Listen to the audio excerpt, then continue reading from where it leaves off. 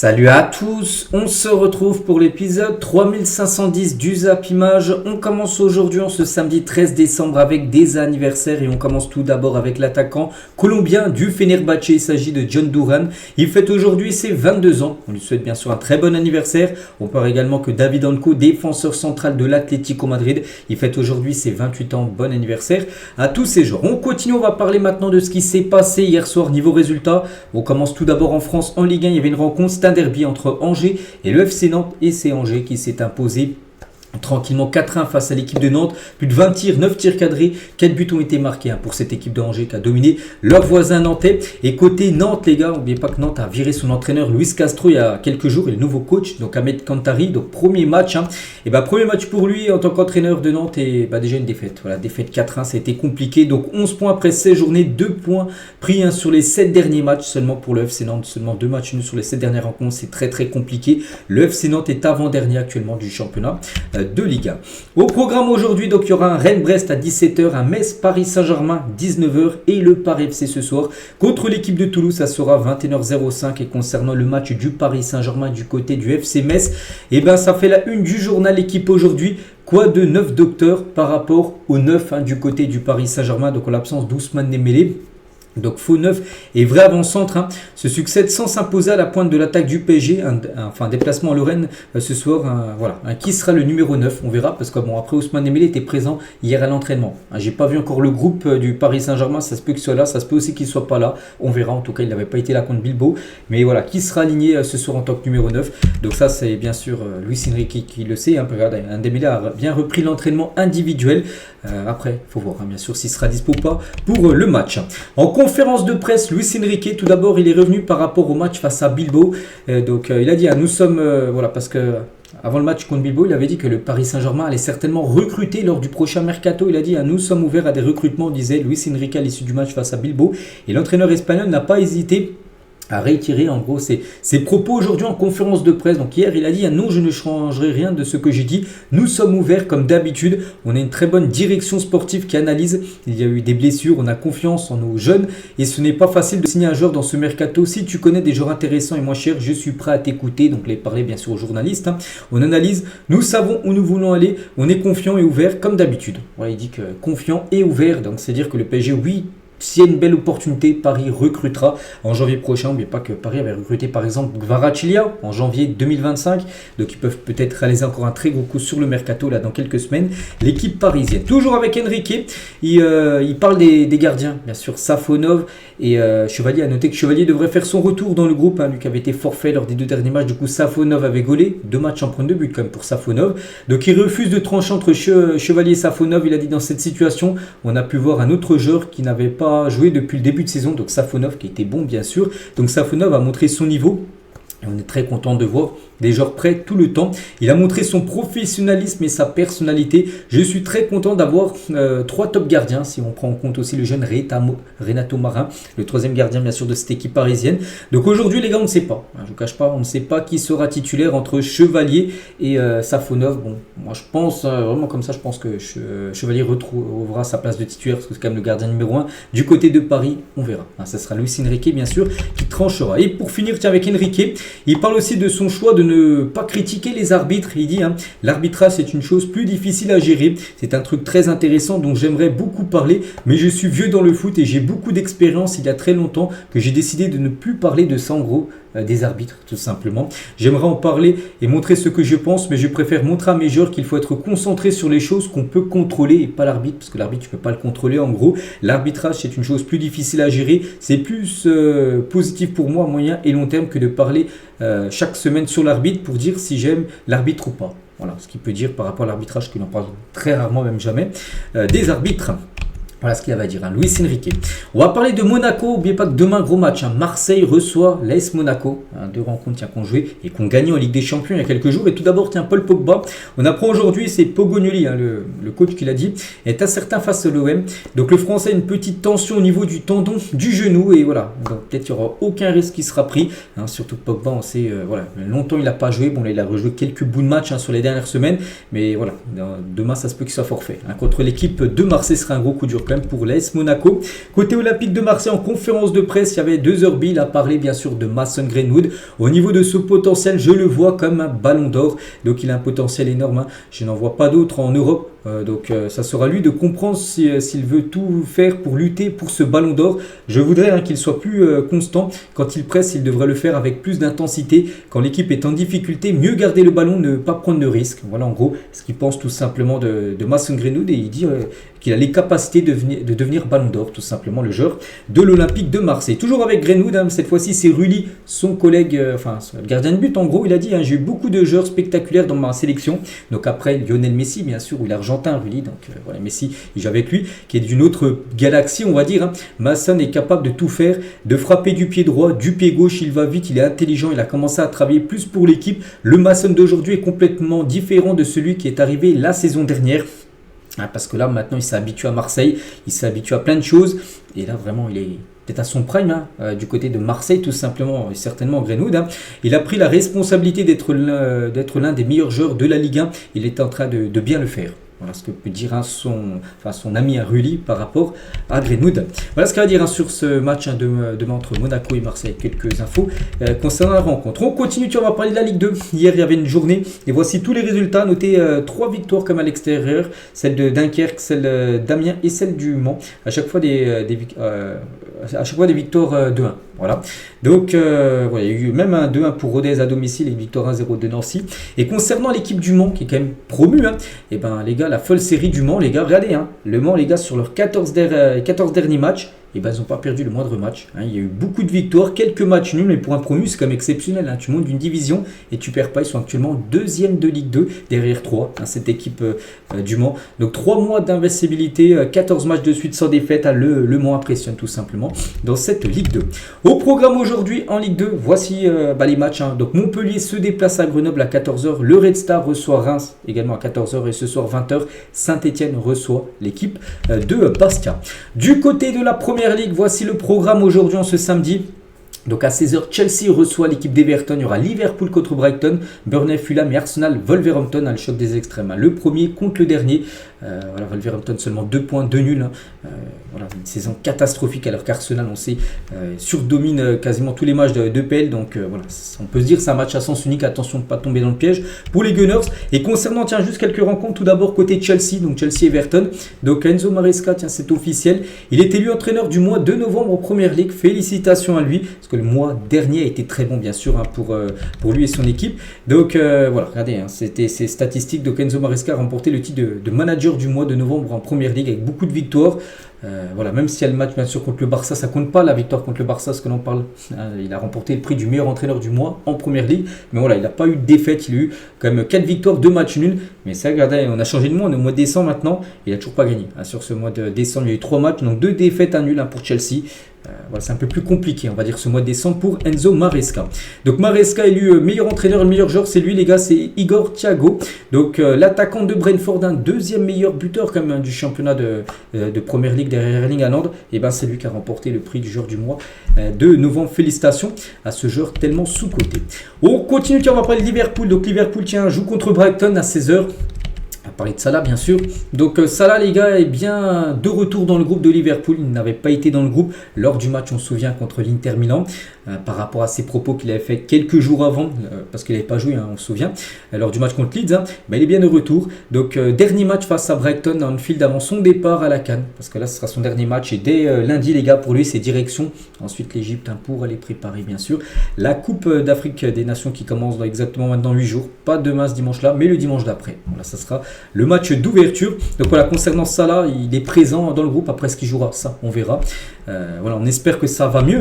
Et Arne Slot, donc le coach bien sûr des Reds, a tout le soutien du vestiaire de Liverpool. De Kirsty Jones, Alisson Becker, même Dominique Szoboszlai ont tous soutenu publiquement leur coach en faisant des déclarations pour dire qu'ils étaient à 100% derrière bien sûr leur entraîneur. On va parler d'Arsenal. Comme je dis, Arsenal joue contre Wolverhampton tout à l'heure.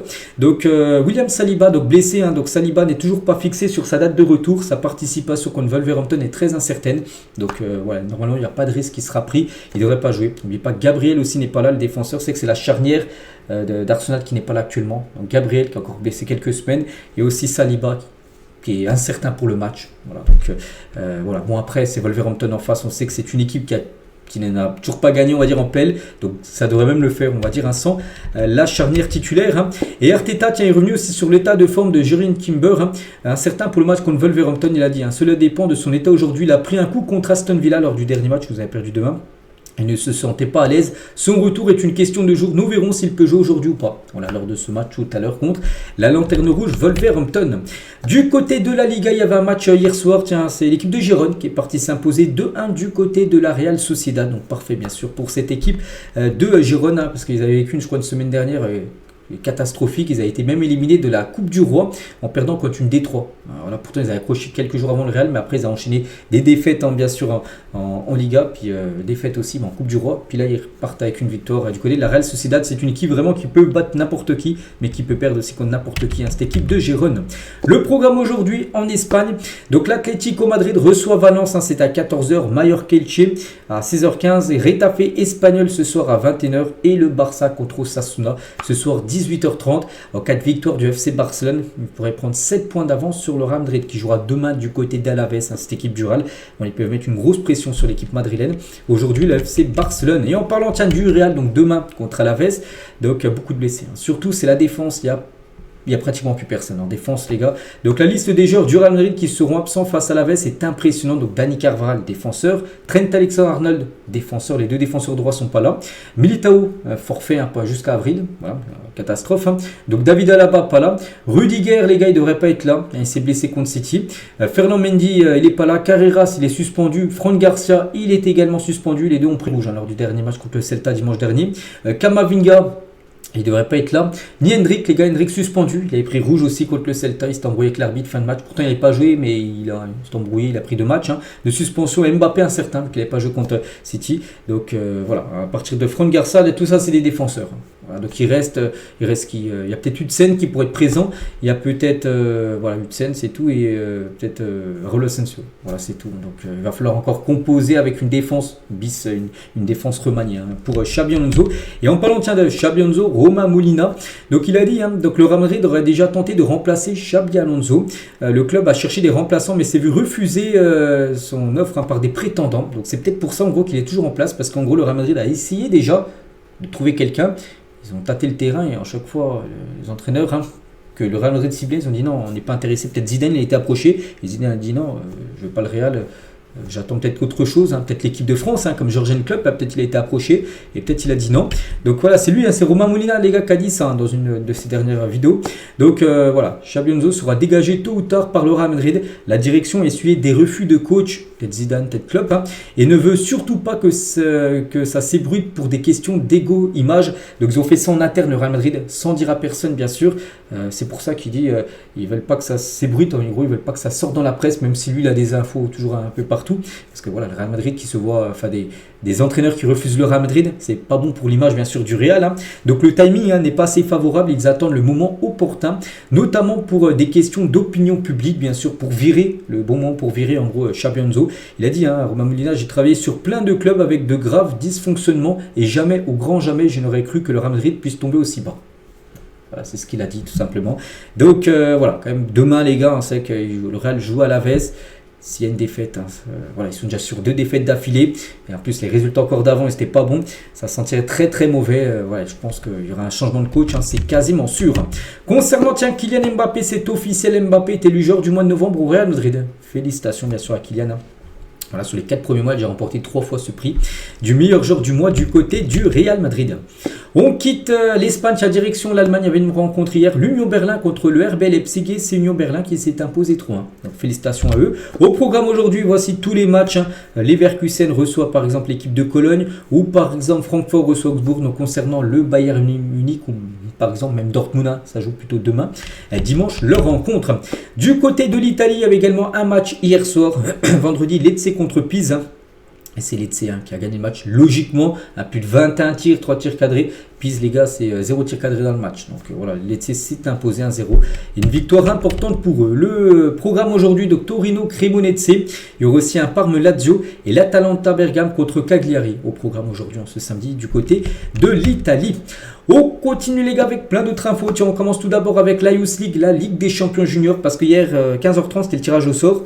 Et du coup on sait l'adversaire du PSG, donc le Paris Saint-Germain, hérite du Dynamo Minsk. Voilà, c'est une équipe biélorusse, voilà, pour les 16e de finale de la Ligue des Champions junior, en gros la Youth League.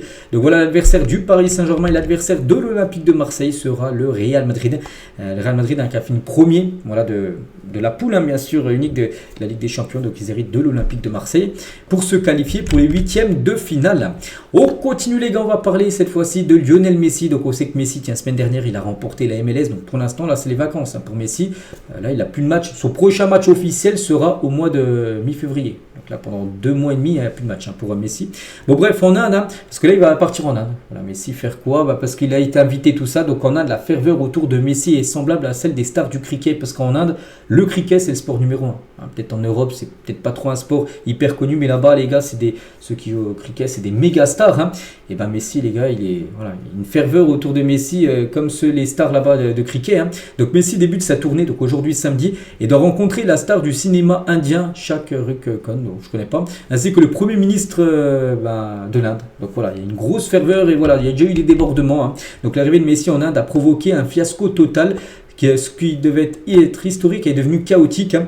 Donc tout d'abord des fans qui avaient payé voilà, pour voir Lionel Messi n'ont pas pu le voir et certains se sont mis alors à arracher des sièges, jeter des bouteilles sur la pelouse, arracher des banderoles de Messi. Parce qu'en gros il y avait un stade qui était prêt en gros pour accueillir Messi et je crois que Messi du coup n'est pas venu parce que voilà, il y avait tellement de problèmes et du coup tous ceux qui ont payé leur place et qui n'ont pas vu Messi qui étaient dans le stade, donc voilà, ils ont arraché les sièges, tout ça, c'était le chaos. Hein. Donc Messi a été bloqué à cause des débordements avant de se rendre à un autre événement. Donc la foule a envoyé aussi les alentours de l'hôtel de Messi et la police a dû intervenir. Voilà. Alors, concernant ce qui se passe actuellement en Inde par rapport à Lionel Messi qui est là-bas. Et à noter que Messi a désormais une statue de 21 mètres de haut. Cette œuvre monumentale a été installée à la Calcutta, en Inde, bien sûr, par rapport à cette visite de Messi. Donc il va rester, je crois, 3 jours à Messi du côté de l'Inde. Et toujours, tiens, avec lui, les gars, donc Messi, CR7, Salah et Nuno Tavares. Hein. Donc Tavares est le joueur le plus regardé sur un site américain dans l'état du Maine aux États-Unis en 2025. Donc en gros, c'est les footballeurs les plus recherchés, on va dire, aux États-Unis par chaque État, voilà. Donc il y a souvent Cristiano Ronaldo, il y a souvent Léo Messi. Il y a quelques exceptions, surtout à droite, les gars, on peut voir Salah, hein, une fois qu'il est recherché aussi. Nuno Tavares, tout en haut à droite, on peut voir Nuno Tavares, l'ancien Marseillais. Voilà. Sinon, le reste du temps, c'est souvent, comme j'ai dit, soit Messi, soit Cristiano Ronaldo. On continue, on va parler de la Coupe du Monde. Voilà, la Coupe du Monde qui commence dans à peu près 7 mois, bien sûr. Hein. Donc, on apprend aujourd'hui que le groupe de la France est le deuxième groupe le plus compliqué selon Opta. Donc, Opta, c'est ceux qui font des analyses, tout ça, des pourcentages, des probabilités. Pour eux, le groupe le plus difficile, c'est celui de l'Argentine, avec l'Argentine, l'Algérie et l'Autriche. Voilà, pour Opta, c'est le groupe le plus relevé. Si on regarde par rapport aux équipes au classement FIFA, c'est ce groupe-là qui est le plus relevé. Le groupe de la France, avec bien sûr le Sénégal, la Norvège et un barragiste, est le deuxième groupe le plus compliqué. Après, on parle le 3e, 4e et 5e. Bon, après, est-ce que nous, amateurs de football, on pense que c'est le groupe de l'Argentine est le plus compliqué? Je sais pas, mais voilà, Opta a donné ça. Hein. Toujours avec la Coupe du Monde, quelques autres infos. Donc l'Algérie est le pays qui fera le plus de kilomètres lors de la phase de groupe au Mondial 2026. Hein. Donc l'Algérie, il y aura plus de 4800 kilomètres, voilà, pour les 3 matchs de poule, parce que les stades sont pas pareil. Hein. Enfin, c'est peut-être par exemple un coup, je sais pas, tu joues j'en sais rien, je dois au pif à Boston. Le deuxième match, tu joues à l'opposé des États-Unis ou peut-être au Mexique ou au Canada. Donc en gros, les supporters algériens, s'ils veulent suivre les 3 matchs en gros, donc il faudra faire plus de 4800 km pour les suivre les 3 rencontres de phase de poule. On peut voir après les autres équipes combien de kilomètres faudra faire. Toujours avec la Coupe du Monde aussi, le prix des places. Tiens, par exemple, France-Sénégal. Par exemple, c'est un gros match, ce sera le premier match des Bleus. Donc en catégorie 1, donc c'est les places les mieux placées, ce sera 535 €, comme la place. Voilà, par exemple, Norvège-France, ça sera 604 €. Puis après, ça monte, bien sûr, pour les 16e, pour les 8e, pour la demi, pour la finale, où les places les plus chères seront à 7000. Donc, par exemple, si tu veux regarder tous les matchs en catégorie 1 de ta sélection, il va falloir débourser quand même plus de 15 000 €. Voilà. Et bien sûr, là, c'est les places au profit officiel. Et après, le prix des places à la revente au marché noir, ça s'envole. Ça sera, je pense, multiplié par 5, par 10 pour certains matchs. Bref. On continue les gars, on va parler un peu mercato, voilà. Et quelques infos. Tiens, tout d'abord Sergio Ramos, on avait parlé il y a quelques jours. Ramos, ça y est les gars, il a annoncé son club de Monterrey. J'ai même pu voir son communiqué sur ses réseaux sociaux qui partait. Voilà, il a remercié tout le monde. Enfin voilà, c'était une belle aventure pour lui. Pour l'instant, il est sans club et Manchester a transmis une offre à Sergio Ramos. Voilà, Manchester United aimerait signer 6 mois Sergio Ramos. Voilà, on verra si ça peut se faire ou pas. Ramos est considéré pour moi toujours comme le plus grand défenseur de l'histoire du football. Après, c'est plus le Ramos Prime bien sûr, mais je pense que c'est un joueur qui peut dépanner bien sûr beaucoup. C'est un joueur, je pense qu'il pourrait dépanner énormément au Real Madrid. Quand tu sais tous les problèmes en défense, bien sûr, je pense avec son leadership, sa grinta, et lui, tu leur proposes le Real, il y va direct. Ramos, même pour 0 €, même s'il n'est pas payé, il irait. Bon, en tout cas, c'est Manchester pour l'instant qui lui a proposé quelque chose, on verra.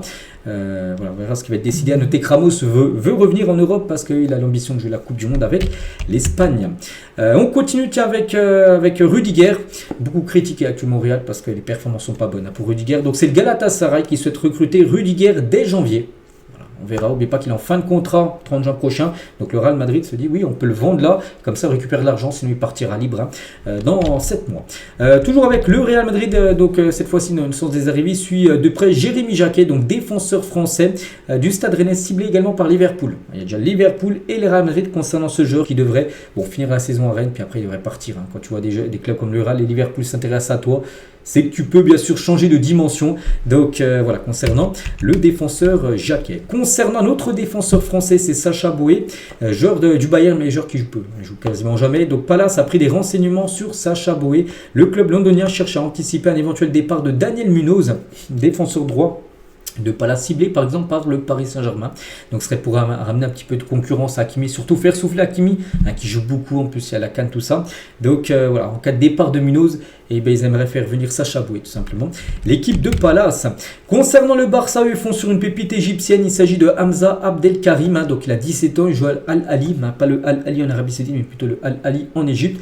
Donc serait proche de rejoindre l'académie du club. Donc l'académie, on le sait tous, le nom c'est la Masia. Il pourrait rejoindre la Masia à 17 ans, puis on sait qu'au Barça, si tu es bon, tu joues, même si tu es jeune. Regardez, Lamine Yamal a joué ses premières minutes en pro à 15 ans. Donc à 17 ans, oui, si tu es bon, tu peux jouer en équipe première du côté du Barça.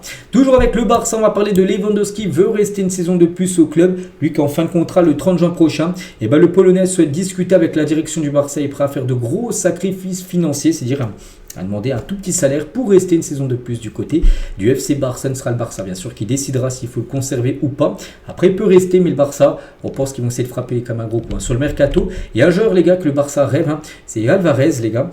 Et Julian Alvarez, sur les rumeurs de transfert, il a entendu bien sûr que le Barça est intéressé par lui. Il a dit on verra ce qui se passera à la fin de saison. Écoutez, ça ne me dérange pas. J'essaie de ne pas trop y prêter attention, mais je sais qu'il y a des rumeurs de lui du côté du FC Barcelone. Et il lit un petit peu Twitter, tout ça, il voit qu'il y a son nom souvent relié au Barça. Je suis pleinement déjà concentré sur cette saison, sur ce qui m'attend avec l'Atlético. En Espagne, on parle beaucoup de moi et du Barça. On verra ce qui se passera à la fin de saison.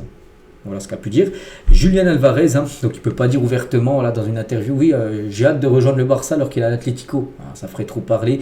Il ne peut pas dire ça, il serait sifflé directement par les supporters de l'Atlético. Donc c'est pour ça qu'il a dit, il verra ce qui se passera en fin de saison. Donc c'est dire un peu qu'il ouvre la porte, tout simplement. Un départ, sinon il aurait dit, moi je pense seulement à l'Atlético, je veux rester que dans ce club-là. Non, il n'a pas dit ça. Ça sent le départ. On va parler de Oscar, les gars. Donc 34 ans, va prendre sa retraite à cause de problèmes cardiaques. Un ancien joueur de Chelsea où il a été parti aussi longtemps en Chine, où il a gagné beaucoup d'argent. Bon bref, l'international brésilien avait été déjà victime d'un malaise lorsqu'il effectuait des tests physiques avec Sao Paulo. Et du coup, c'est les médecins. Les médecins lui ont dit, fais attention, vaut mieux que tu arrêtes parce que à tout moment ton cœur il peut s'emballer et puis ça peut être fatal. Il a préféré arrêter sa carrière, ce qui est logique. Donc, on lui souhaite que du bon, bien sûr, pour Oscar. Concernant l'ancien club d'Oscar, Chelsea. Chelsea à l'époque, les gars, avec José Mourinho en 2014-2015. Le prime bien sûr des Blues. Donc Chelsea avait remporté le titre de Première Ligue. Voilà, parfait. Mais en étant en tête du classement de la première journée, dès le premier match, j'étais premier. Jusqu'à la 38e journée, jamais ils avaient été deuxième ou troisième. Ils sont restés premiers de la première jusqu'à la 38e journée. Ils avaient bien sûr gagné ce championnat anglais. Donc voilà, ça a été bien sûr une saison incroyable. Et en plus, je crois qu'ils avaient fait une saison en prenant sur 38 matchs, j'avais pris, je crois, 17 buts à peu près. Seulement 17 buts en 38 matchs. C'est le record en Première Ligue de faire une saison en connaissant si peu de buts. Donc, je crois que c'était cette saison historique. Lamine Camara, donc joueur de l'AS Monaco, donc il est en interview bien sûr avant le match contre Marseille demain. Puis aujourd'hui, il va parler parler bien sûr de la CAN qui commence là dans quelques jours. Il a dit on ne va pas se cacher, le Sénégal est favori dans cette CAN. Si tu bats l'Angleterre et que tu fais de très bons matchs contre le Brésil, les équipes savent qu'on a une très bonne équipe. Voilà ce qu'il a pu dire tout simplement. Lamine Camara avant bien sûr le début de cette compétition. C'est vrai que là pour la plupart des joueurs, comme des joueurs africains qui sont convoqués en sélection, là c'est le week-end un peu de la peur parce que faut pas se blesser. Par exemple, lui joue avec Monaco demain contre Marseille. Il y a par exemple Aubameyang qui joue contre Monaco avec l'OM en cas de blessure. Les gars, il y a la CAN une semaine après. Voilà, donc peut-être il y a des joueurs qui vont peut-être pas vouloir jouer ce week-end pour être sûr d'être à 100% bien sûr, parce que là tu peux avoir une blessure et louper la CAN qui commence dans quelques jours.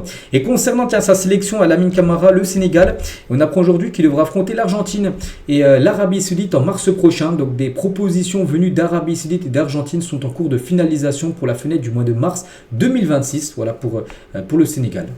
Concernant cette sélection, on va parler d'une autre sélection, le Brésil, et c'était Thiago Silva, les gars qui parle là. Donc imagine si je termine ma carrière par un titre de champion du monde, ça serait le moment parfait pour arrêter. Donc plus de 3 ans après sa dernière sélection, donc Thiago Silva qui joue maintenant du côté de Fluminense veut retrouver la Seleção bien sûr. Voilà, il y a la Coupe du Monde là qui arrive, il a envie de la disputer. Bon, ça fait 3 ans qu'il n'a pas été appelé, comme Thiago Silva, mais il a dit je mentirais si je disais que ce n'était pas dans mes plans. Voilà, de ne pas jouer la Coupe du Monde. Il a envie de la jouer, il le dit. Mais je n'ai pas parlé d'un éventuel retour avec Carlo Ancelotti, le sélectionneur, bien sûr. Je lui ai rendu visite dans les bureaux de la fédération, mais je n'ai rien réclamé. Il ne lui a pas dit, s'il te plaît, voilà, prends-moi, tout ça. Non, il n'a pas dit ça, Thiago Silva. Il sait que s'il est pris, c'est par rapport à son statut, par rapport au dernier match qu'il a pu faire. Donc Carlo sait qu'il peut compter sur moi, il sait que je peux apporter, je suis à sa disposition. Il dit que si le Brésil a besoin de lui, il sera là. Thiago Silva, après, je pense qu'il y a des meilleurs défenseurs actuellement. Voilà, je pense pour moi la charnière brésilienne, mais je mets directement Gabriel et Militao. Bon, les deux actuellement sont blessés, mais s'ils sont au bon niveau, s'ils ne sont pas blessés, les gars, pour moi c'est la charnière bien sûr du Brésil. C'est deux-là, avec aussi Marquinhos que tu peux mettre dedans, mais je pense Gabriel et Militao, les gars, sont actuellement intouchables. Et toujours, tiens, avec Thiago Silva, les gars, même Thiago Silva est déçu de voir à quel point Neymar et Mbappé se sont éloignés, parce qu'avant ils étaient ensemble bien sûr au PSG, tout ce monde-là. Puis il a vu que bien sûr maintenant les deux sont plus trop amis, Mbappé et Neymar. Il a dit Neymar et Mbappé, c'est une très belle histoire, je n'ai pas compris pourquoi ils se sont embrouillés. Je me souviens du trophée des champions contre le Monaco de Mbappé en 2017. À la fin du match, Mbappé voulait échanger avec moi. Il m'a dit même si Neymar signe, je veux venir aussi et faire partie de cette équipe. C'était avant bien sûr que Mbappé arrive du côté du PSG. Si tu peux en parler au président. Voilà ce qu'il avait dit à Mbappé quand même. Thiago Silva, que Thiago Silva parle à Nasser pour que le PSG recrute Mbappé de Monaco. Il avait dit ça, c'est Thiago Silva qui le dit, donc on va le croire. Les deux sont arrivés donc cet été-là et leur relation était incroyable lors de la première saison. Ils s'entendaient très bien, bien sûr. Ils étaient connectés l'un à l'autre, faisaient partie de ceux qui s'amusaient le plus au quotidien. Je ne sais pas lequel des deux a provoqué cette séparation, en gros, parce qu'on sait qu'après il y a eu du clash entre les deux. Mais ça m'a rendu triste, je n'étais plus au Paris Saint-Germain. Ce sont deux garçons formidables et c'est décevant que ça soit terminé comme ça. Parce que peut-être la première saison, Mbappé l'a joué pour Neymar. Bien sûr, Neymar c'était la méga star, il quittait le Barça de ça. Mbappé était beaucoup plus jeune. Et après Mbappé, peut-être il a eu le statut aussi de champion du monde. Il a gagné la Coupe du Monde. Il a voulu aussi être plus imposant, voilà, on va dire dans l'équipe. Puis après, il y avait peut-être la guerre d'ego. Puis après, on sait que ça s'embrouille en gros entre les deux. Puis maintenant, la relation n'est pas bonne. Voilà, ils se parlent certainement, mais c'est peut-être plus les meilleurs amis, on va dire, Neymar. Et Kylian Mbappé le confirme tout simplement, Thiago Silva. Et concernant notre Brésilien, la charnière à l'époque, Thiago Silva avec David Luiz. Et David Luiz, bon lui, il ne jouera pas, je pense, à la Coupe du Monde, certainement comme Thiago Silva. Mais Luiz, les gars, revient sur cette défaite, 7-1 en demi-finale de Coupe du Monde contre l'Allemagne. Pour lui, ça le traumatise encore, même quasiment 10 ans après. C'est encore aujourd'hui la pire soirée de ma carrière, en gros. On joue un magnifique, football magnifique, mais perdre 7-1 à domicile était impensable. Voilà, c'est à domicile, demi-finale de Coupe du Monde, on prend 7 à domicile. Voilà, ça a été bien sûr une catastrophe. C'était tellement douloureux, j'étais anéanti en larmes. On n'était pas préparé à perdre l'année précédente. On avait remporté la Coupe des Confédérations qui existait avant. Maintenant, ça n'existe plus. La Coupe des Confédérations, c'était supprimé contre une équipe d'Espagne de stars, bien sûr. Parce qu'en gros, c'était les vainqueurs, par exemple, de la Copa América, contre les vainqueurs de l'Euro, tout ça. Et du coup, ça s'appelait la Coupe des Confédérations. Et du coup, le Brésil avait gagné l'année avant la Coupe du Monde. Donc, ils étaient... Voilà, pour eux, ils étaient intouchables. Le Brésil, en plus, c'était chez eux. Au Brésil, la Coupe du Monde, pour eux, ils allaient la gagner, bien sûr. Donc, contre l'Allemagne, on a eu un trou noir. En gros, même à 3-0, on se disait, allez, on va marquer, renverser la situation. Au lieu de ça, on a sombré. Je crois qu'à la mi-temps, je sais plus, ils en avaient déjà pris 5. Et surtout, en l'espace, je crois, de 10 minutes, ils ont pris 3 ou 4 buts.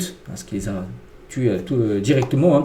Il a dit on a été trop présomptueux. Ce match m'a appris comment réagir après une telle défaite. J'ai passé des mois de cauchemar. Je n'ai pas dormi pendant des semaines.